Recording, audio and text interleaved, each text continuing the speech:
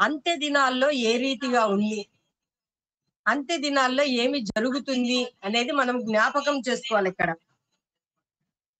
అంత్య దినములో జరిగే విషయాలను దానియేలు గ్రంథకర్త ఏ రీతిగా వివరిస్తున్నాడు అంటే, ఆ దినాల్లో మనుషులకు ఏమై ఎక్కువైతదంట, తెలివి అధికమైతదని చెప్పినాడు. ఇప్పుడు మనం ఆలోచన చేసుకున్నట్లయితే చాలా మందికి తెలివి అధికముగానే ఉంది. అది ఈ లోకపు జ్ఞానము, ఈ లోకపు తెలివితేటలే గాని, పరలోకపు తెలివితేటలు, పరలోకపు ఆలోచనలు, పరలోకపు జ్ఞానము కాదు అనేది కూడా మనం ఆలోచన చేసుకోవాల. దానియేలు గ్రంథకర్త ఎంత చక్కగా ఈ మాటలు రాస్తున్నాడంటే, కొన్ని మాటలు ఇంకా ప్రకటించకుండా ముద్ర ఆపివేయి అని చెప్పిన తర్వాత కూడా నలుదిశల అంటే ఇప్పుడు మన దేశంలో జీవన సంబంధమైన కార్యక్రమాలు తక్కువ ఉన్నాయని అనేకులు ఎక్కడికి వెళ్తున్నారు, విదేశాలకు పోయి ఏమి సంపాదించుకొని వస్తున్నారంటే తెలివి సంపాదించుకొని వస్తున్నారు. అంటే అక్కడున్న తెలివితేటలను సంపాదించుకొని ఇక్కడ ఎలా బ్రతకాలనో నేర్చుకొని వస్తున్నారు. అందుకని అంత్య దినాల్లో ఏమి ఎక్కువైతుందంటే తెలివి ఎక్కువైతుందంట. ఇప్పుడు ప్రపంచమంతా మనం చూసినట్లయితే చాలా మందికి అధికమైన తెలివి ఉంది. మనం అనుకునే దానికంటే కూడా అత్యున్నతమైన తెలివితేటలు సంపాదించే వారిగా ఉన్నారు. చాలా మంది విద్య వలననే తెలివి వస్తుంది అనుకుంటారు, కానీ విద్య లేని వారికి కూడా మంచి తెలివి నైపుణ్యతను కూడా సంప్రదించుకున్న వారుగా ఉంటారు. ఎందుకంటే ప్రతి వారు తన పనిలో నైపుణ్యత కలిగిన వారిని మనం చూస్తూ ఉండాము అనేది కూడా ఆలోచన చేసుకోవాలి. ఇక్కడైతే మరొకసారి మనం ఈ మాటలను జాగ్రత్తగా చదువుకున్నట్లయితే, ప్రవక్త అయిన దానియేలు గ్రంథం 12వ అధ్యాయము 4వ వచనం. మనం ఎంత క్లియర్ గా ఇవి చదువుకుంటే అంత బాగా అర్థమవుతుంది అనేది కూడా మనం ఆలోచన చేసుకోవాలి. ఏంటి తెలివి, ఎలా సంపాదించుకోగలుగుతాము అనేది కూడా మనం ఒకసారి ఆలోచన చేసుకున్నట్లయితే, అంత్య దినాల్లో ఇప్పుడు మనకుండే దినాలు ఎలాంటి దినాలండి? మనకందరికీ తెలుసు కదా, ఈ దినాలు అంత్య దినాలు అనేది మనందరికీ తెలుసు.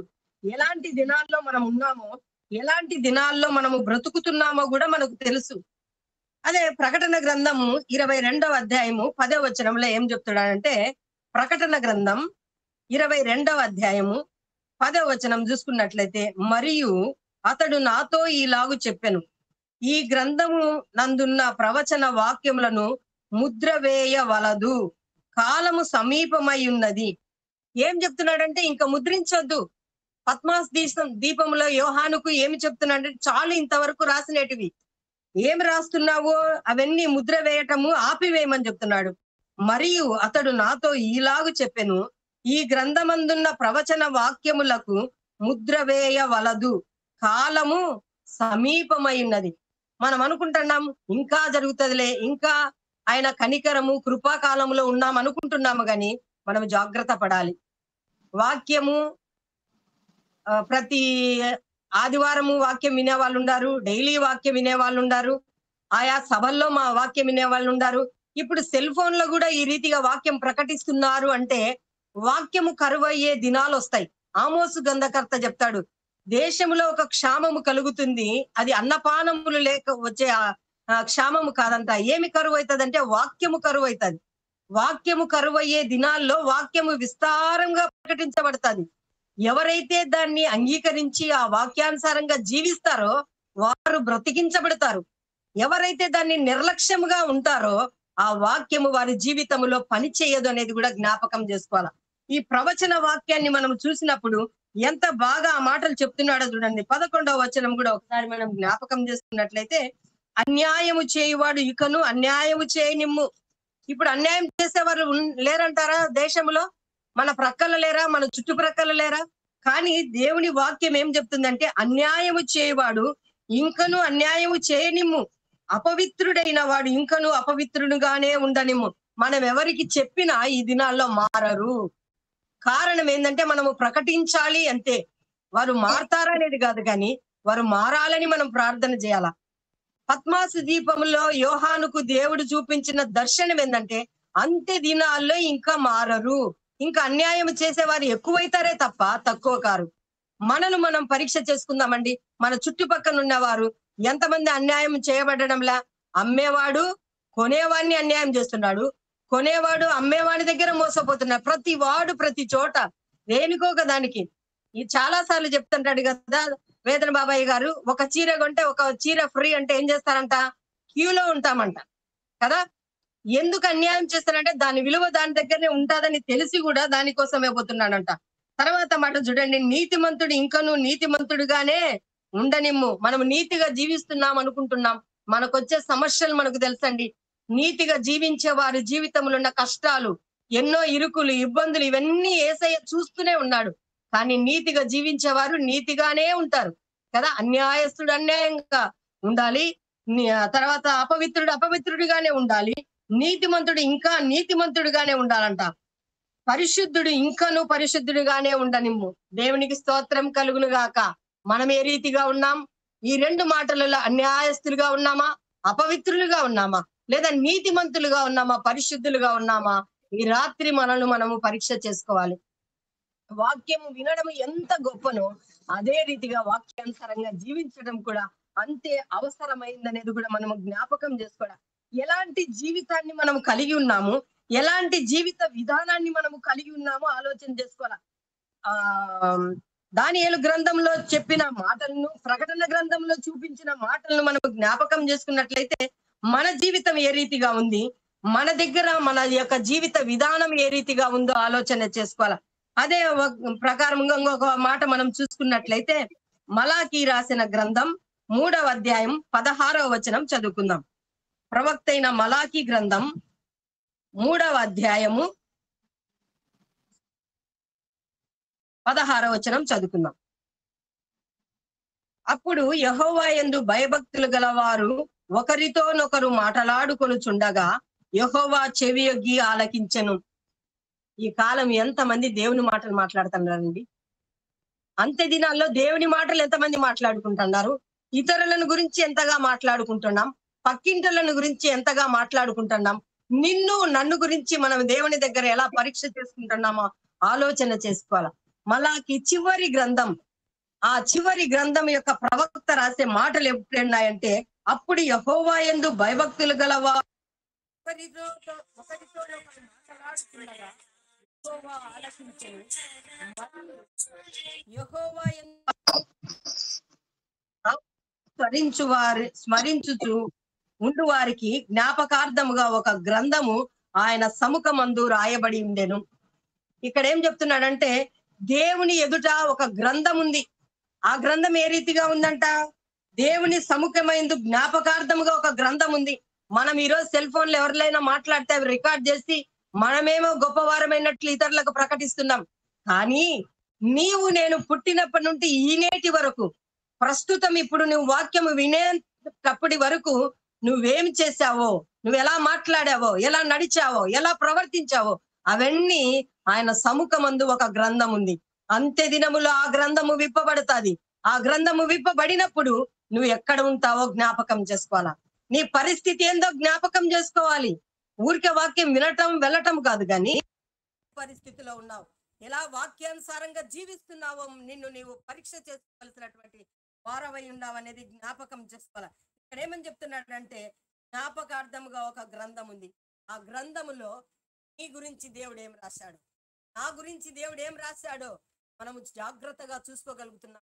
దేవుని సముఖం దగ్గరికి వచ్చినప్పుడు, బైబిల్ దగ్గరికి వచ్చినప్పుడు మనము పరీక్ష చేసుకోగలుగుతున్నాం. దానియేలు దేశానికి నలుదిశలా వెళ్ళి వాళ్ళు ఏం సంపాదించుకున్నారంటే తెలివి సంపాదించుకున్నారు. ఆ తెలివి దేనికి పనికొస్తుందో ఆలోచన చేసుకోవాలా. ఆ తెలివి పరలోక రాజ్యం వెళ్ళేదానికి పనికొస్తుందా, లేకపోతే ఈ లోకంలో నువ్వు జీవించే జీవన విధానానికి చేసుకోవాలా. ఈ లోకంలో పనికొచ్చే జ్ఞానాన్ని ఇస్తావా? నీ యొక్క స్థానాన్ని సంపాదించుకోవడానికి జ్ఞానం సంపాదించుకున్నావో ఆలోచన చేసుకోవాలా. మొదటిగా మనము చూసినట్లయితే తెలివి అధికమైపోతుంది కదా. చిన్న బిడ్డలు మొదలుకొని ఎవరిని సంప్రదించి మాట్లాడినా మనకంటే తెలివిగానే మాట్లాడతారు. మనమే మేధావులం అనుకుంటాం గాని మనకంటే తెలివైన వారు, మనకంటే మేధావులైన వారు పిల్లలు కూడా ఉండారు అనేది మనము జ్ఞాపకం చేసుకోవాల్సినటువంటి వారమై ఉన్నాం. రెండవ మాట మనం చూసినట్లయితే నహూము గ్రంథం 3-4 వచనాలు చదువుకుందాం. నహూము గ్రంథం 2వ అధ్యాయము 4 వచనాలు.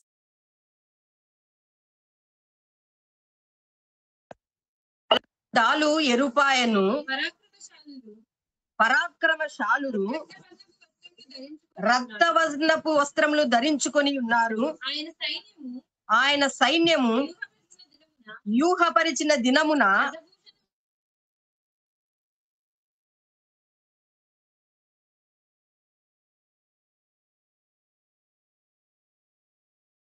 ఆడుచున్నవి.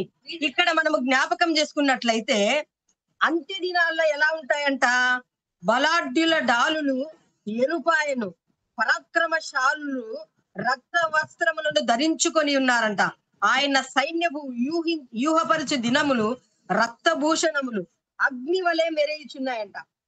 ఏంటివి ఇవి అని అడిగితే అనుకుంటే మనం జ్ఞాపకం చేసుకుంటే అంత్య దినాలలో ఈ యొక్క పరిస్థితులన్నీ ఈ రీతిగా ఉన్నాయి అని గ్రంథకర్త రాస్తున్నాడు. 4వ వచనంలో మనం చూసినట్లయితే వీధులలో రథములు మిక్కిలి తొందరగా పోవుచున్నవి, రాజమార్గములో రథములు ఒకదాని మీద ఒకటి పడుచు పరిగెత్తుచున్నవి. ఇప్పుడుండే పరిస్థితులను మనం ఆలోచన చేసుకున్నట్టయితే 12 ఏళ్ల పిల్లడు కూడా 2 వీలర్ ఎంత స్పీడ్ గా నడుపుతాడో మన వీధులలోనే. అట్లా పెద్దగా మంచి మంచి గొప్ప సిటీస్ లలో ఢిల్లీ, బాంబే, హైదరాబాద్ వాటి దాంట్లో మనం చూసుకున్నట్లయితే క్షణంలో పోయేంతగా ఎంత స్పీడో, ఎన్ని యాక్సిడెంట్లో రోడ్లంబడి కదా, ఎంత భయంకరమైన పరిస్థితిలో ఆ దినాల్లో ఎలా ఉంటాయంటే రాజమార్గములలో రథముల ధ్వని, ఎక్కడ చూసినా స్పీడ్ గా వెహికల్ పోతుంటాయి. అవి 2 వీలర్ అయినా 4 వీలర్ అయినా తర్వాత బస్సులైనా ఏవైనా చూడండి ఎన్ని యాక్సిడెంట్లో తెలుసుకోకుండానే దాని కింద పన్నారనే సెన్స్ లేకుండానే వెళ్ళిపోతుంటారు. ఎలాంటప్పుడు? అంత్య దినాల్లో. ఈ దినాలు ఎలాంటి దినాలు? ఒకటి తెలివి సంపాదించుకునే దినాలు. ఆ తెలివి వచ్చిన తర్వాత ఆ తెలివి దేనికి ఉపయోగిస్తున్నారంట? మొదటగా వెహికల్ నడిపించేదానికి. ఆ నడిపే విధానం ఏ రీతిగా ఉందంటే వీధుల్లో రథములు మిక్కిలి తొందరగా అంట. ఊరికే పోవడంలో తొందర, వానికంటే మనం ముందు పోవాలి ఎట్లానన్నా గాని, ఎవరినన్నా తగిలిస్తామా లేదా ఇవన్నీ ఏమీ ఆలోచనకు రావు. కానీ మనము ముందు బయలుదేరాలా, వారికంటే ముందు గమ్యం చేరాలనుకుంటాం. ఏ గమ్యం చేరుతున్నామో, అసలు ఈ లోక యాత్ర ముగించే గమ్యమే చేరుతున్నామేమో జ్ఞాపకం చేసుకోవాలా. ఎంత స్పీడ్ గా వెళ్తున్నారో, ఎన్ని ప్రమాదాలు జరుగుతున్నాయో, ఎన్ని ప్రమాదాలకు గురి అవుతున్నామో ఆలోచన చేసుకోవాలా. పరిగెత్తుతున్నాయంట. అవి ఎలా కనపడుతున్నాయి రాజమార్గంలో అంటే దివ్విటీల వలె కనబడుతున్నాయంట. మెరుపు అట్లా వచ్చి పరిగెత్తిపోయినట్లుగా ఉన్నాయంట. కనపడటం లేదా అండి? మీరుండే ప్రదేశంలో చూడండి వెహికల్ ఎట్లా పోతున్నాయో. మీరుండే ప్రదేశంలో ఒకసారి పరీక్ష చేసుకోండి. బైబిల్ ఎన్నో సంవత్సరాల ముందు రాస్తే ఈ రోజు మనం చదువుకుంటున్నాము. ఇది అవునంటారా? ఇది కరెక్టే అని మనం ఒప్పుకోగలుగుతున్నామా? నిజమే కదా. ఎప్పుడో రాసి పెట్టిన బైబిల్లో మాటలు మనం ఇప్పుడు నెమరు వేసుకుంటున్నాం. ఆ బైబిల్ వాక్యం నెరవేరుతుందో లేదో మనం ఆలోచన చేసుకోవాలా. ఒకటి మనకు తెలివి వస్తుంది, 2 రాజమార్గములలో ఏముందంట? రథముల యొక్క ధ్వని వినబడుతుంది అనేది జ్ఞాపకం చేసుకోవాలా. 3వ మాటగా మనం చూసుకున్నట్లయితే ప్రవక్త అయిన జకరియా గ్రంథం 8వ అధ్యాయము 10వ వచనం చూసుకుందాం. ప్రవక్త అయిన జకరియా గ్రంథం 8వ అధ్యాయము 10వ వచనం చూసుకుందాం. ఆ దినములకు ముందు మనుషులకు కూలి దొరకక ఉండెను, పశువుల పనికి బాడుగ దొరకకపోయెను, తన పని మీద పోవు వానికి శత్రు భయము చేత నెమ్మది లేకపోయెను, ఏలయనగా ఒకరి మీద ఒకరికి నేను రేపుచూ ఉంటిని. ఇక్కడ మనం జ్ఞాపకం చేసుకున్నట్లయితే ఈ దినాల్లో పని ఉంటుందా అండి? అన్ని టెక్నాలజీ పెరిగింది కదా. ఏది చూసినా కూడా యంత్రాలతోనే, ఏది చూసినా కూడా పని. మనుషులు కూలీ పని ఎక్కువ చేయటంలే. మనుషులకు ఏమి దొరకకుండా పోతుందంట? కూలీ దొరకడంలే. అందుకని ఏం చేస్తున్నారండి? అన్ని మోసాలే, అన్ని దొంగతనాలే. బాగా చదివిన పిల్లలు ఎందుకు ఇలా అయిపోతున్నారంటే పని చేసుకోవాలని ఆశ అయితే ఉంది కానీ పని ఇచ్చే వాళ్ళు ఎవరు? అంత్య దినాలు ఇవి. పని స్పీడ్ గా కావాలా, అది ఉంటుందా లేదా, నాణ్యత ఉందా లేదా అని ఆలోచన చేయము. కానీ ప్రతి దానికి టెక్నాలజీ పెరిగి ఏదో ఒక రూపముగా యంత్రాలు కరెంటు ద్వారానే పనిచేస్తుంది. కరెంట్ లేదంటే పెట్రోలో డీజిల్ దేనితో ఒక దాంతో పని చేపించుకుంటున్నారు కానీ మనిషి కూలీ పనికి వెళ్ళటంలా. వెళ్ళాలనుకున్న మనిషికి కూలి దొరకటంలా. ఎందుకు వీధుల వెంట వాళ్ళు అడుక్కు తింటూ వాళ్ళ పనులు చేసుకుంటున్నారంటే, ఈ దినాలు అలాంటి భయంకరమైన దినాలు. ఈ దినాల్లో మనుషులకు ఏమి దొరకడం లేదంట, కూలి దొరకడం లేదంట. పశువులకు పనికి బాడుగ దొరకడంలా. అసలవి లేనే లేవులెండి ఎక్కువ. ఆ కాలమైతే గిన పశు సంపద ఎక్కువుండి, పశువుల చేతనే అన్ని పనులు చేపించుకునేవాళ్ళు. ఎద్దుల బండ్ల మీద పోవడము, గుర్రపు బండ్లు ఇవన్నీ ఉండే గాని ఇప్పుడేమన్నా ఉన్నాయండి? ఎవరికి చూసినా టూ వీలర్ లేదా ఫోర్ వీలర్. ఎవరికీ అవి లేవు. అవి దొరకడంలా, పని దొరకక పోవడం వలనే ఉంది. తర్వాత మాటను మనం జ్ఞాపకం చేసుకున్నట్లయితే, పని దొరకకపోవడం, తన పని మీద పోవు వానికి శత్రు భయము చేత నెమ్మది లేకపోయెను. బయటికి వెళ్ళాలి అంటే గిన మనుషులకు భయం. అప్పు చేసిన వాడు, అప్పు అప్పు ఇచ్చిన వాడు ఒకవేళ అప్పొడిచి వచ్చి ఏమైనా అడుగుతాడేమనే భయం. లేదా రాజకీయ నాయకులకు బయటికి వెళ్ళాలంటే భయం. లేదా ఇంకొక పని చేసేవాడికి ఇంకొక పని చేసేదానికి వెళ్ళాలి అంటే కూడా బయటికి వెళ్ళాలంటే నెమ్మది లేనితనం. వాక్యంలో ఏమైనా తప్పుందేమో మనం ఆలోచన చేసుకోవాలా. మనల్ని మనము పరీక్ష చేసుకోవలసిన దినాలివి. అంత్య దినాల్లో ఉన్నాం. అపాయకరమైన సమయంలో ఉన్నాం. కాలము సమీపమైనది. ఆయన రాకడ బహు సమీపముగా ఉంది. ఆయన ఎంత త్వరగా వస్తానంటున్నాడో మనం నిర్లక్ష్య స్వభావంతో ఉన్నాం.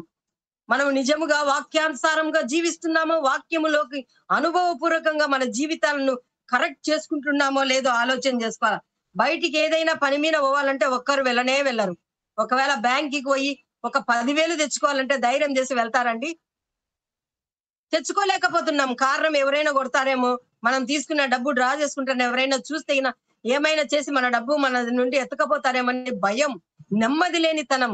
ఇంట్లో ఒకవేళ డబ్బుంటే వాళ్ళకి నిద్రే రాదు.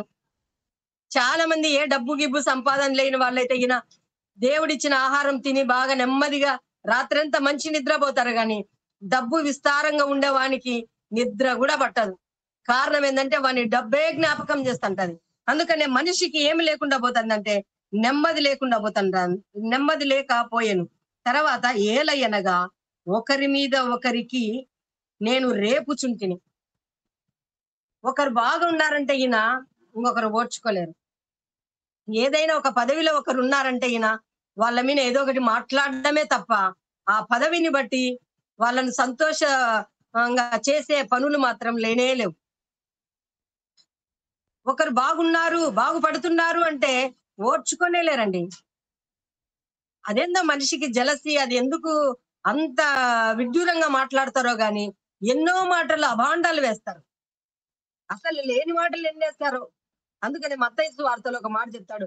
నా నిమిత్తము జనులు మిమ్మల్ని నిందించి, హింసించి, మీ మీద అబద్ధముగా చెడ్డ మాటలు ఎల్లబలుకున్నప్పుడు మీరు ధన్యులు. సంతోషించి ఆనందించుడి. పరలోకమందు మీ ఫలం అధికమగును. చేతనవుతదా అండి? ఈ మాటలు మనం అలవరుచుకోవడానికి చేతనవుతదంటారా? ప్రకటిస్తున్న నేనైనా, వింటున్న మీరైనా ఒకరి మీద ఒకరికి అసూయ, ద్వేషాలే తప్ప ప్రేమ కలిగిన దినాలు కరువైపోయాయి. చాలా మంది అనుకుంటాం మేము దేవుని వాక్యం బాగా ప్రకటిస్తున్నాం. దేవుని సేవ చేస్తున్నాం. మేము చేస్తుంటే అద్భుతాలు జరుగుతున్నాయి, ఆశ్చర్యకార్యాలు జరుగుతున్నాయి అంటాడు. ప్రభువా ప్రభువా అని పిలుచు ప్రతివాడు పరలోక రాజ్యంలో ప్రవేశింపడు. మళ్ళా కింది మాటలు అడుగుతారు. ఎందుకు ప్రభువా మమ్మల్ని జ్ఞాపకం చేసుకో? నీ నామాన మేము దయాలు వెళ్ళగొట్టలేదా? స్వస్థత చేయలేదా? అద్భుతాలు చేయలేదా? ఆశ్చర్యకార్యాలు చేయలేదా? అంటే అక్రమము చేయు వారలారా, క్రమమైన జీవితము లేని వారలారా, నా యొద్ద నుండి తొలగిపోండి. అక్రమమైన పని. ఒకరి మీద ఒకరిని రేపే దినాలు ఇవి. ప్రేమించే వారిని సహితము శత్రువుగా చేసే దినం. అత్త అంటే కోడలకు సరిపోదు, కోడలంటే అత్తకు సరిపోదు, కొడుకు తల్లిదండ్రులకు సరిపోరు. ఈ దినాలు భయంకరమైన దినాలు. క్రైస్తవులమైన మనం, వాక్యానుసారంగా జీవిస్తున్న మనం ఎంతవరకు వాక్యంలో మనము జీవిస్తున్నామో, వాక్యానుసారంగా మనం ఎంతవరకు లోబడి ఉన్నామో జ్ఞాపకం చేసుకోవాలా. మొదటి మాట మనం జ్ఞాపకం చేసుకున్నట్లయితే అంత్య దినాల్లో ఏం ఎక్కువైతుందమ్మా? తెలివి ఎక్కువైతుంది. తర్వాత రాజమార్గంలో రథముల యొక్క ధ్వనులు ఎక్కువైతాయి. మూడవ మాట మనం జ్ఞాపకం చేసుకున్నట్లయితే మనుషులకు కూలీ దొరకదు, పశువులకు కూలీ దొరకదు. తర్వాత ఒకరి మీద ఒకరికి లేపుతారు. ప్రతి మనిషికి మరణ భయం. ఎప్పుడు ఎక్కడి నుండి మరణం వస్తుంది అనే భయం. ఇలాంటి భయభీతులతో జీవించే దినాల్లో మనం ఉందాం. మన జీవితాన్ని సరి చేసుకోగలుగుతున్నామా? మన జీవితాలను పరీక్ష చేసుకోగలుగుతున్నామో లేదో ఆలోచన చేసుకోవాలా. యాకోబు పత్రిక 5వ అధ్యాయము 3వ వచనం చూసుకుందాం. యాకోబు రాసిన పత్రిక 5వ అధ్యాయము 3వ వచనం చదువుకుందాం. మీ బంగారమును మీ వెండియు తుప్పు పట్టినవి, వాటి తుప్పు మీ మీద సాక్షిగా ఉండి అగ్ని వలె మీ శరీరమును తినివేయును. అంత్య దినములందు తనమును కూర్చుకొంటిరి. ఇదిగో మీ చేలు కోసిన పనివారికి ఇయ్యవలసి మీరు మోసముగా బిగబట్టిన కూలి మొరపెట్టుచున్నది. ఇక్కడ మనం జ్ఞాపకం చేసుకున్నట్లయితే మనం వెండి బంగారం ధరిస్తుంటే అదేం చేస్తాంట, మన శరీరాన్ని తుప్పు పట్టేటట్టుగా చేస్తుంది. బాగా గోల్డ్ పెట్టుకున్న మనకు చిన్నవైనా ఏవైనా మన చెవులకున్న గోల్డే చూడండి, ఒక నెలంతా దాన్ని తీయకుండా ఉండి నెల తర్వాత దాన్ని తీసి క్లీన్ చేయండి, ఎలాంటి వాసన వస్తాయండి? ఎంత భయంకరంగా ఉంటది. అదేం చేస్తాదంట, మన శరీరాన్ని తుప్పు పట్టేస్తాదంట, మన శరీరాన్ని అంతా తినివేస్తదంట. ఎప్పట్లో? అంత్య దినములలో అంట. అంత్య దినముల యందు ధనము కూర్చుకొంటిరి. ఇదిగో మీ చేలు కోసిన పనివారికి ఇయ్యక మీరు మోసముగా బిగబెట్టిన కూలి మొరపెడుతుంది. మనకేం చేలు లేవు కాబట్టి మనం ఏం కోసినాం, వాళ్ళకేం మనం కూలి బిగబెట్టినాంలే అనుకుంటాం కదండి.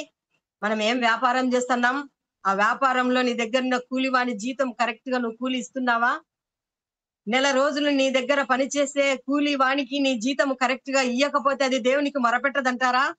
నీ ఇంట్లో పనిచేస్తున్న సర్వెంట్ కు కరెక్ట్ టయానికి నువ్వు డబ్బులు ఇస్తున్నావా? నీకు ఒక రోజు పెన్షన్ లేట్ అయితేనే ఎంతగానో విలవిలలాడిపోతావు, నీకు మస్తు డబ్బు వస్తానే కూడా. కూలి వానికి ఎంత ఇస్తావండి? ఇచ్చే డబ్బును కూడా నువ్వు బిగబడితే ఆ కూలోడేం చెప్పడంలే గాని ఆ కూలీ డబ్బులే దేవునికి మొరపెడుతున్నాయంట. అంత్య దినాల్లో ఇవన్నీ మనము జ్ఞాపకం చేసుకోవాల్సినటువంటి వారమై ఉన్నామనేది జ్ఞాపకం చేసుకోవాలా. కారణం ఏంటంటే వీటన్నిటిని బట్టి మన జీవితం ఏ రీతిగా ఉంది, వీటి వలన మన జీవితాన్ని ఎలా సరి చేసుకోగలుగుతున్నామో ఆలోచన చేసుకోవాలా. ఒకటో మాట మనం చూసుకున్నాం, తెలివి అధికమైంది. రెండవ మాట, మనకున్న రాజమార్గములలో మన ప్రయాణాలు అధికమైపోతున్నాయి. తర్వాత మన పరిస్థితులు ఆ రీతిగానే ఉన్నాయి. మనం ఏ రీతిగా ఉన్నామో ఆలోచన చేసుకోవాలా. మూడవ మాట, కూలి మొరపెడుతుంది.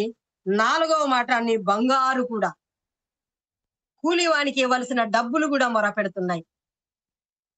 అంత్య దినాలని జ్ఞాపకం చేసుకుంటున్నామా? నెమ్మది లేని దినాల్లో ఉన్నామా? సమృద్ధిగా ఉందిలే అనుకుంటున్నాము గాని ఆ సమృద్ధిని మనం అనుభవించే స్థితిలో ఉందామో లేదో ఆలోచన చేసుకోవాలా. మనకేం అవసరము, ఎంత అవసరము, మన అవసరతలకు మించి మనం ఏమైనా చేసుకుంటున్నామేమో ఆలోచన చేసుకోవాలా. 1 తెస్సలోనికలకు రాసిన పత్రిక 5వ అధ్యాయము 3వ వచనం చూసుకుందాం.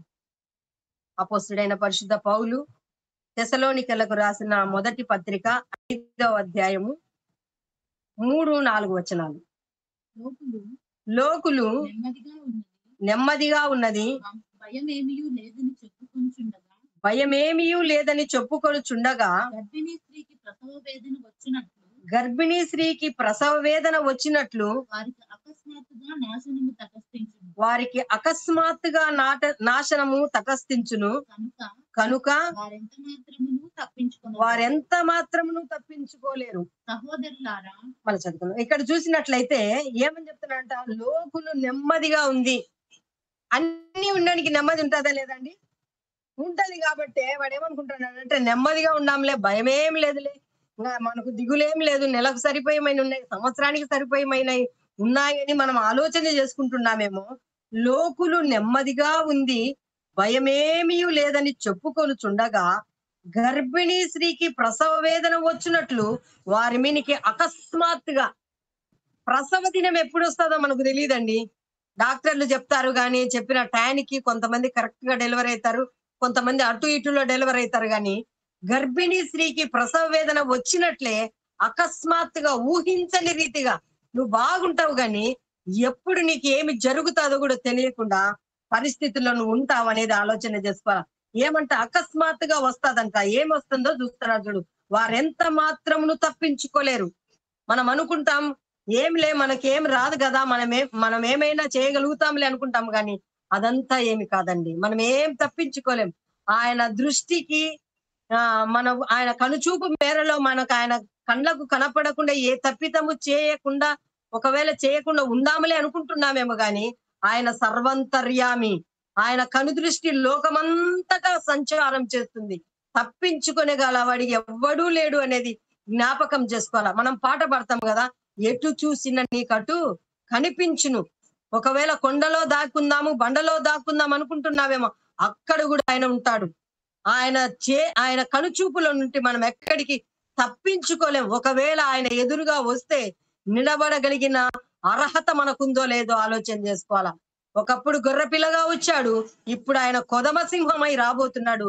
ఆ సింహానికి ఎదుర్కోగలిగినంత ధైర్యము నీకుంది అంటే గిన, నీవు కూడా యేసుక్రీస్తు యొక్క సింహం లాంటి స్వభావము కలిగి ఉంటేనే ఎదుర్కోగలుగుతావు. యథార్థవంతుడిగా ఉంటేనే ఎదుర్కోగలుగుతాం.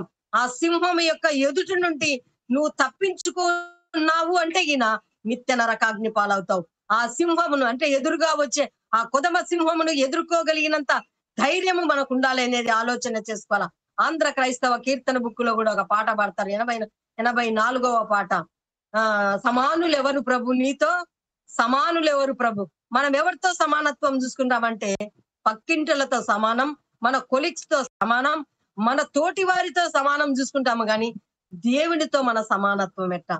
దేవుడు నీ కోసము పరలోకపు యొక్క సంతోషాన్ని, ఆ వైభవాన్ని అంతా వదులుకొని రిక్తుడిగా తను తాను తగ్గించుకొని నీ కోసము మానవ రూపిగా వచ్చి నీతో సంచారం చేసి నువ్వు ఏ రీతిగా జీవించాలో నీకు నేర్పించి తిరిగి పరలోక రాజ్యానికి వెళ్ళి ఆయన ఉండే చోటికి నిన్ను తీసుకొని వెళ్ళాలి అనుకుంటే ఆయన ఎలాంటి వాడో మనం అలాగా జీవించాలి. అందుకని నేను పరిశుద్ధుడను గనుక మీరును పరిశుద్ధులై ఉండండి. మొదట నేను చెప్పిన మాటలలో ప్రకటన గ్రంథంలో మనం జ్ఞాపకం చేసుకున్నట్లయితే, నీతిమంతుడు ఇంకా నీతిమంతుడిగా ఉండాలి, పరిశుద్ధుడు ఇంకా పరిశుద్ధుడిగా ఉండాలి. మనం ఎప్పుడు పరిశుద్ధంగా ఉండాలండి. దేవుడు మందిరంలోనికి వెళ్ళినప్పుడు పరిశుద్ధంగా ఉండి, బయట మనం పరిశుద్ధంగా లేకపోతే మనము పరిశుద్ధత కలిగిన వారము కాదు అనేది కూడా జ్ఞాపకం చేసుకోవాలా. ఇక్కడ ఏం చెప్తున్నాడంటే 4వ వచనం కూడా మనం చూసుకుందాం. సహోదరులారా, ఆ దినము దొంగ వలె మీ మీదికి వచ్చుటకు మీరు చీకటిలో ఉన్న వారు కారు, మీరు వెలుగు సంబంధులను పగటి సంబంధులై ఉన్నారు. మనము రాత్రి వారము కాము, చీకటి వారము కాము. మనం అనుకుంటున్నాము గాని మనం చీకట్లో ఉన్నామని కాదు. మనల్ని యేసుక్రీస్తు ప్రభు కడిగి రక్షణ అనుభవంలో నుండి మనను పరిశుద్ధపరిచాడు. మనము చీకటి వారము కాదు, వెలుగు సంబంధం. అకస్మాత్తుగా ఏమి వస్తుంది మనకంటే, నెమ్మది లేని తనముతో మనం ఉంటామనేది ఆలోచన చేసుకోవాలా. వారు ఏమని చెప్తున్నా అంటే, అకస్మాత్తుగా నాశనము తటస్థించును కనుక వారు ఎంత మాత్రమును తప్పించుకోలేరు. మనం తప్పించుకుందాం అనుకుంటున్నాం గాని తప్పించుకునే అవకాశం మనకు ఉండదు అనేది కూడా ఆలోచన చేసుకోవాలా. మొదటిగా మనం ఆలోచన చేసుకున్నట్లయితే, అంత్య దినాల్లో మొదటి మాట ఏందండి? తెలివి అధికం అవుతుంది. రెండవ మాట, రాజమార్గములో రథముల యొక్క ధ్వని విస్తారముగా ఉంటది. మూడవ మాట, కూలి దొరకదు. నాలుగవ మాట, మన బంగారు మనల్ని తినివేస్తది, మన కూలి దేవునికి మొర పెడతది. ఐదవ మాట, నాశనము అకస్మాత్తుగా గర్భిణీ స్త్రీకి ప్రసవ వేదన వచ్చినట్లు అకస్మాత్తుగా మన మీదకి వస్తది. తప్పించుకోగలుగుతామో లేదో ఆలోచన చేసుకోవాలి. ఆరవ మాట మనం చూసుకుందాం. మొదటి తిమోతిలోకి రాసిన పత్రిక 4వ అధ్యాయము 1-5 వచనాలు చదువుకుందాం. మొదటి తిమోతిలకు రాసిన పత్రిక 4వ అధ్యాయము 1-5 వచనాలు. కడవరి దినములలో కొందరు అబద్ధికుల వేషధారణ వలన మోసపరుచు ఆత్మల యందును దయ్యముల బోధ యందును లక్ష్యముంచి విశ్వాస భ్రష్టులగుదురని ఆత్మ తేటగా చెప్పుచూ ఉన్నాడు. ఆ అబద్ధికులు వాత వేయబడిన మనస్సాక్షి గలవారై వివాహము నిషేధించుచు సత్య విషయమై అనుభవ జ్ఞానము గల విశ్వాసులు కృతజ్ఞతాస్తులు చెల్లించి పుచ్చుకొను నిమిత్తము దేవుడు సృష్టించిన ఆహార వస్తువులను కొన్నిటిని తినటం మానివేయాలని చెప్పుకొనుచుందురు. దేవుడు సృష్టించిన ప్రతి వస్తువును మంచిది, కృతజ్ఞతాస్తుతులు చెల్లించి పుచ్చుకొనిన ఎడల ఏది నిషేధింపదగినది కాదు. ఇక్కడ మనం జ్ఞాపకం చేసుకున్నట్లయితే, థ్యాంక్ యూ పాస్టర్ గారు. అయితే కడవరి దినములలో కొందరు అబద్ధ వేషధారులందున మోసపరచు ఆత్మల యందును దయ్యముల బోధ యందును లక్ష్యముంచి. కడవరి దినముల్లో ఎలాంటి వారు వస్తారంట? అబద్ధ బోధకులు, వేషధారణ, మోసపరచు ఆత్మలను. చాలా మంది, మీరు ప్రార్థన చేసుకుంటే ఈయన, దేవుని నమ్ముకుంటే ఈయన మీరు ఆశీర్వదించబడతారు, మీకు ఇల్లు ఇస్తాడు, కారు ఇస్తాడు, ఇవన్నీ వ్యర్థమండి. దేవుణ్ణి నమ్ముకుంటే దేవుడే తన యొక్క ఆ అన్ని, అంటే ధనవంతుడై ఉండి మన కోసం దరిద్రుడైతే ఈ లోకంలో మనకు ధనము, సంపద, దీనికోసం దేవుణ్ణి నమ్ముకుంటామా? ఇది మనల్ని పరలోక రాజ్యంలోనికి తీసుకొని వెళ్తాదా? ఈ లోకంలో నువ్వు ఎంతకాలం బ్రతుకుతావో ఆలోచన చేసుకోవాలా. బ్రతికినంత కాలం నీకు కావలసిన మంచి ఆరోగ్యం ఇచ్చినందుకు దేవుడికి వందనాలని చెప్పాలి. మా అత్తగారు ఎప్పుడు ఒక మాట చెప్తున్నది, ఏం కావాలమ్మా మీకు అనుకుంటే ఈయన, మనకు బిల్డింగ్లు, కార్లు అడగొద్దండి అమ్మా, బ్రతికినంత కాలము ఆరోగ్యం కావాల ప్రభువా, ఆరోగ్యమే మహాభాగ్యం అని చెప్తున్నది.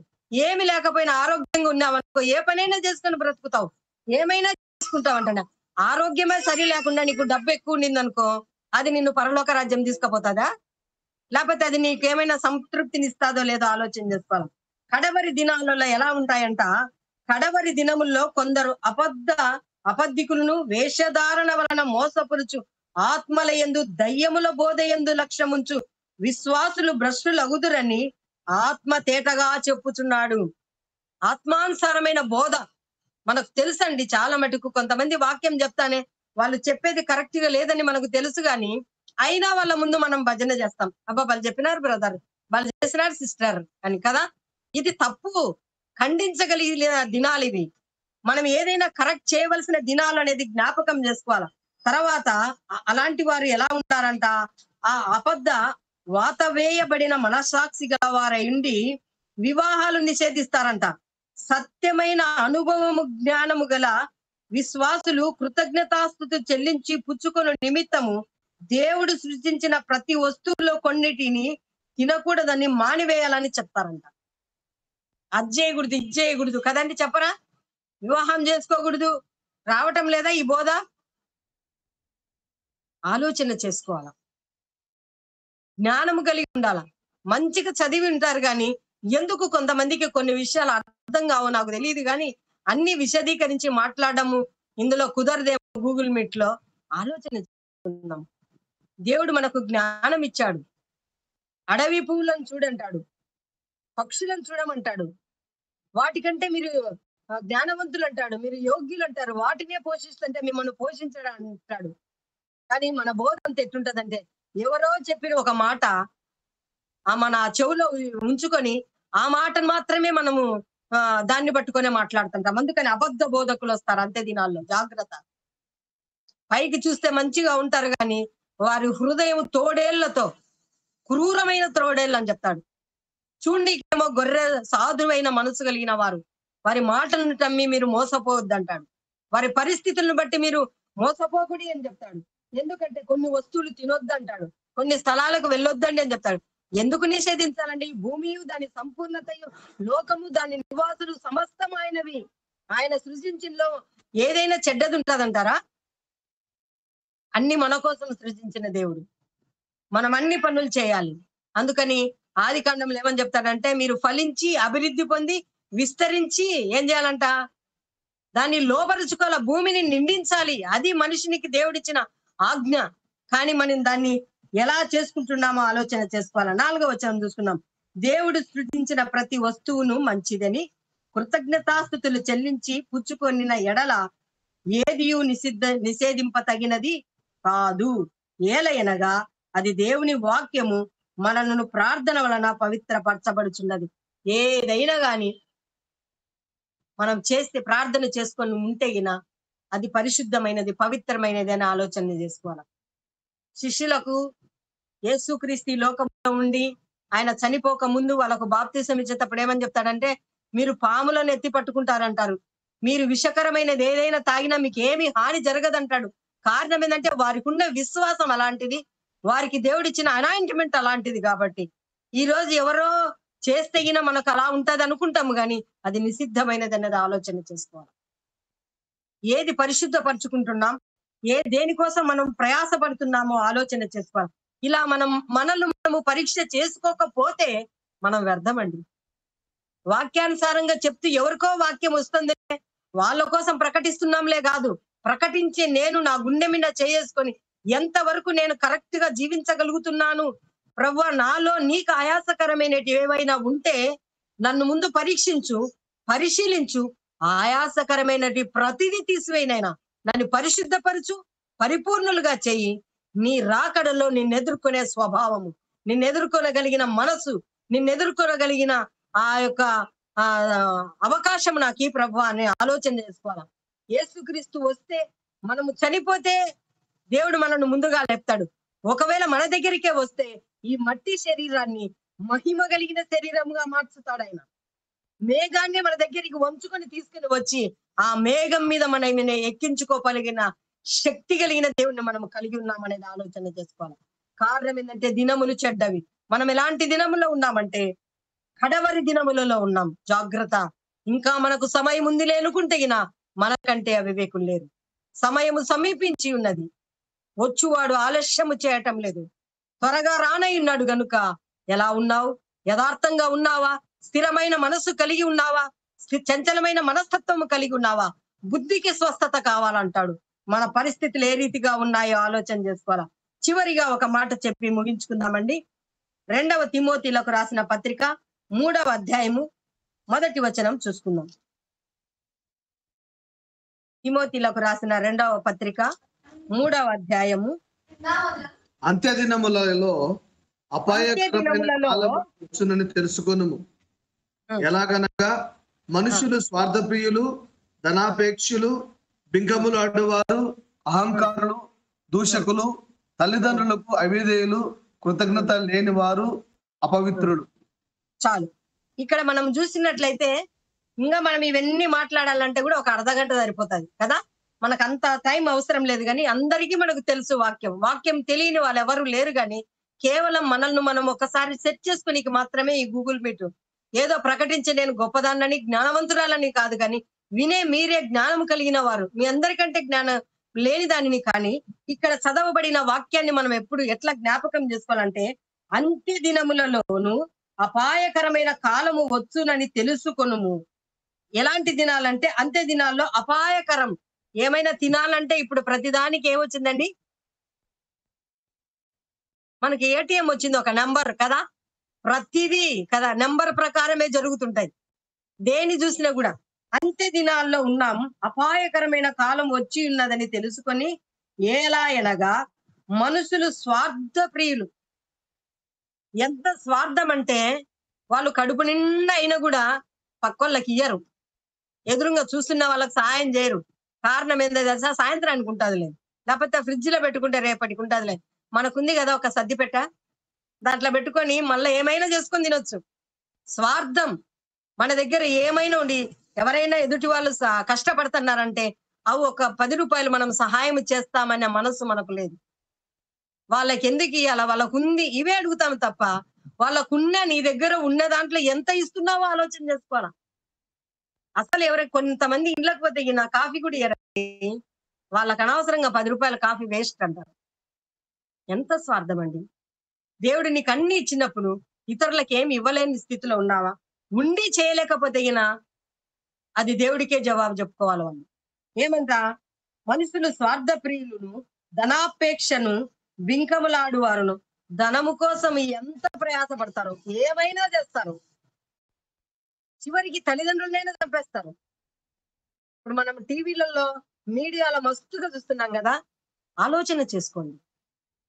ఊరికే మీడియాలో జరిగేటివి, టీవీలో చూసేటివి చూసి ఎంతసేపు అయ్యో పాపం అనుకునేది కాదు, కానీ నిజమే కదా, బైబిల్లో రాసినది ప్రతిదీ జరుగుతుంది కదా. ఈ బైబిల్ మనకు ఒక పరిశుద్ధమైన గ్రంథం. ఈ గ్రంథం మన జీవన విధానాన్ని నడిపించగలిగిన ఒక మంచి గ్రంథము. దీనిని మనము చదవాలి, జ్ఞానం కలిగి చదవాలి, అనుభవపూర్వకంగా చదవాలి, అర్థం చేసుకునే జ్ఞానం ఈ ప్రభువాన్ని చదవాలి అని ఆలోచన చేసుకోవాలి. ఎలాంటి పరిస్థితుల్లో ఉన్నాం ఈ కడవరి దినాలలో ఆలోచన చేసుకోవాలి. ధనము కోసం ఆపేక్ష, వాళ్ళకి ఎంత ఉన్నా ఉండని ఇంకా సంపాదించాల. ఏం చేస్తామండి? ధనవంతుడు లాజరును జ్ఞాపకం చేసుకోండి. ధనవంతుడు ఏమైనా పాపం చేసినట్టు ఆడ చూపిస్తున్నాడా దేవుడు? లాజరు మీద కనికరం చూపడం లేదు కాబట్టి ఆయన నరకానికి వెళ్ళాడు. పరలోక రాజ్యంలో లాజరు ఉంటే, నరకంలో ధనవంతుడు ఉంటే, ఇప్పుడు ఈ నుంచి ధనవంతుడు ఏమడుగుతున్నాడు? తండ్రివైన అబ్రహామా, నా యందు కనికరపడు. నువ్వు కనికరపడ్డావా భూలోకంలో ఉన్నప్పుడు? నీ మీద కనికరపడనీకి ధనము ధనము డబ్బు డబ్బు డబ్బు అబ్బా, ఇల్లు కట్టేవాడు కడతనే ఉన్నాడు, సంపాదించేవాడు సంపాదిస్తూనే ఉన్నాడు, వేలు కిల్స్ కొనేవాళ్ళు కొంటనే ఉన్నారు. ఈ దాహం ఎప్పుడు తీరుతుందేమో తెలియదు గాని ధనాపేక్ష బింకముల వారు. చిన్నదానికి అబద్ధం అండి. అసలు ఏంటో ఏం చెప్పాలో దీనికి అర్థం నాకైతే తెలియదు కానీ బింకంలాడే మనసు. తర్వాత అహంకారులు, ఏమి లేకపోయినా అహం ఎక్కువ కదా. ఆ పూట నేను చాలా మటుకు మా అత్తమ్మ చెప్పే సామెతలు చెప్తే ఈయన అబ్బా అనుకుంటారేమో గాని, ఇసిరేస్తే తెడ్డు పొయ్యికాడికి పోదంట గాని వీళ్ళు ఎత్తులే కాదంట కదా. మన పరిస్థితి ఏందో మనకు తెలుసు గాని బయట మన ఫోజు. ఇవన్నీ వద్దంటున్నాడు. అంత్య దినాల్లో ఇవన్నీ జరుగుతాయి, జాగ్రత్త పడమని చెప్తున్నాడు. తర్వాత ఏమని చెప్తాంటే దూషకులు, ఎవరినైనా దూషిస్తాం. ఈ నరం లేని నాలుక ఏ మనిషినైనా ఏ మాటైనా మాట్లాడేసేస్తాం. మాట్లాడేటప్పుడు జాగ్రత్తగా ఉండాలి. నీ నోటి మాటను బట్టే నువ్వు నీతిమంతుడవో, నీ నోటి మాటను బట్టే నువ్వు పరలోక రాజ్యానికి వెళ్తావో నరకానికి వెళ్తావో జ్ఞాపకం చేసుకోవాలా. నీ మాటను బట్టే నువ్వు ఏ రీతిగా ఉంటావో. దూషకులు అంట తల్లిదండ్రులకు అవిధేయులు. ఇంకా దీంట్లో అందరూ ఉంటారేమో కదా. ఈ కాలము పిల్లలు తల్లిదండ్రులు ఏదైనా చెప్తే గినా నీకేం తెలుసు డాడీ కదా, నీకేం తెలుసమ్మా, మేం చదివింది ఎంత, మా జ్ఞానం ఎంత, ఏదో నువ్వు గమ్మునుడుమా, నీకు తెలియదులే అమ్మా అని మాట్లాడేటోళ్ళు చాలా మంది ఉన్నారండి. అసలు ఆ తల్లిదండ్రులు ఏం మాట్లాడరు కూడా ఒక్కొక్కసారి. కారణం ఏంటంటే అవును నిజమేనేవలే, ఇప్పుడు టెక్నాలజీ పెరిగింది కదా, మనకు తెలియదు ఏం మాట్లాడతాం. మన పిల్లలు ఇంగ్లీషు అన్ని భాషలు మాట్లాడుతున్నారు, మనకు తెలియదులే అనుకున్నాం. తల్లిదండ్రులను ప్రేమించని వారు అవిధేయులు. సామెతల గ్రంథంలో ఏమని రాస్తారంటే, తల్లిదండ్రులను ప్రేమించని వాని కన్ను లోయకాకు పీకి వేస్తుంది అంటాడు. తల్లిదండ్రులను దూషించే వారికి మరణ శిక్ష అని చెప్తాడు. మనం ఎలాంటి పరిస్థితిలో ఉన్నాము అంత్య దినాల్లో మనం జ్ఞాపకం చేసుకోవాలి. కృతజ్ఞత లేని వారును అపవిత్రులను. టైం ఎక్కువైతుంది కాబట్టి ముగించుకుందాం. ఇక్కడ ఏముండాలంటే ఇచ్చిన దాన్ని బట్టి దేవుడికి కృతజ్ఞత చెల్లించమండి. చాలా మందికి ఇది జీవితంలో ఉండనే ఉండదు. ప్రభువా నువ్వు ఫలాంది ఇచ్చినావు, నీకు వందనాలు కదా. మా ఇంట్లో మా పిల్లలకు గాని మా అత్తమ్మ వాళ్ళు నేర్పించింది ఏంటంటే, ఏ వస్తువన్నా కొనుక్కోండి, ఖచ్చితంగా ప్రార్థన చేసుకోవాలా. బయటికి వెళ్ళేటప్పుడు ప్రార్థన చేసుకోవాలా, లోపలికి వచ్చేటప్పుడు ప్రార్థన. కృతజ్ఞత, దేవా బయటికి వెళ్తున్నా నీ సన్నిధి నాకు తోడుగా ఉంచు, బయట నుండి ఇంటికి క్షేమంగా తెచ్చావని కృతజ్ఞత చెల్లించాలండి. ప్రతిదానికి కృతజ్ఞత చెల్లించకపోతే కూడా అది పాపమే. దేవుడిచ్చిన దాన్ని బట్టి దేవుడికి కృతజ్ఞత చెల్లించాలా. ప్రభా నీవిచ్చిన ఈ ఆయుష్ను బట్టి, ఆరోగ్యమును బట్టి నీకు వందనాలు చెల్లిస్తున్నాం ప్రభా. నీవిచ్చిన తలాంతును బట్టి కూడా నీకు వందనాలు చెల్లిస్తున్నాం ప్రభు అని మనం ఎప్పుడైతే దేవునికి కృతజ్ఞతాస్తుతులు చెల్లిస్తామో దేవుడు మనల్ని ఆశీర్వదిస్తాడనేది ఆలోచన చేసుకోవాలి. చివరిగా 7 మాటలు ఒకసారి చూసి ముగించుకుందామండి. మొదటిగా మనం ఆలోచన చేసుకున్నట్లయితే అంత్య దినాల్లో ఏమెక్కువైతుందంట? తెలివి అధికమైతుందంట.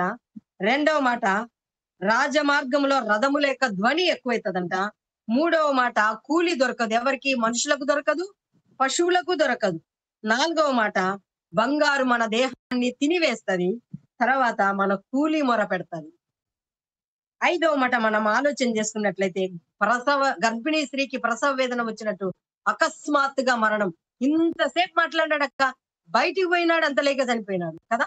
అకస్మాత్తుగా మరణం వస్తుంది, జాగ్రత్తగా ఉండమని చెప్పాడు. ఆరవ మాట, దయ్యముల బోధ, అబద్ధ బోధకులు వస్తారు, జాగ్రత్తగా ఉండాలి. నీకు ఉన్న విశ్వాసం, నీకు కలిగిన ఈ యొక్క రక్షణ వ్యర్థం చేసుకోకుండా దాన్ని జాగ్రత్తగా కాపాడుకోవలసిన దినాలు. ఏడవ మాట, అపాయకరమైన దినాలు. కడవరి దినాల్లో తల్లిదండ్రులను ప్రేమించలేము, ధనాపేక్ష కింది వచనాలు ఇంటికి వెళ్ళిన తర్వాత, మీ గూగుల్ మీట్ అయిపోయిన తర్వాత మీరు కింది మాటలన్నీ చదువుకోండి. అందులో ఇంకా చాలా మాటలు ఉంటాయి. అనురాగరహితులు, కృతజ్ఞత లేని వారు, అవిధేయులు, ఇవన్నీ మాటలు ఉంటాయి. మనము ఈ యొక్క రాత్రి వేళ విన్న వాక్యంలో మన స్థితి ఏ రీతిగా ఉంది, మనల్ని మనము పరీక్ష చేసుకోవాల్సినటువంటి వారమైనాం. దినములు చెడ్డవి, భయంకరమైన దినములో ఉన్నాం. దేశమినికి దేశం, రాజ్యమినికి రాజ్యం, ఎక్కడ చూసినా నెమ్మది లేని స్థలం. కుటుంబంలో నెమ్మది లేదు, సంఘాల్లో నెమ్మది లేదు, సహవాసంలో నెమ్మది లేదు. మనం చేతులెత్తి ప్రార్థన చేస్తాం, ప్రభా ఉన్న మాకైనా ఈ సహవాసంలో నెమ్మదిని దయచేయ, విశ్వాసంలో పడిపోని వారిగా స్థిరమైన విశ్వాసము కలిగిన వారిగా జీవించే కృప ఈ రాత్రి సమయంలో గూగుల్ మీట్ లో ఉన్న బిడ్డలందరికీ మీరు దయచేయమని, అలాంటి కృప దేవుడు మనకిచ్చేలాగా ప్రార్థన చేసుకుందాం. దేవుడి కొద్ది మాటలు మన వినికిడిలో దీవించును గాక. ఆమేన్.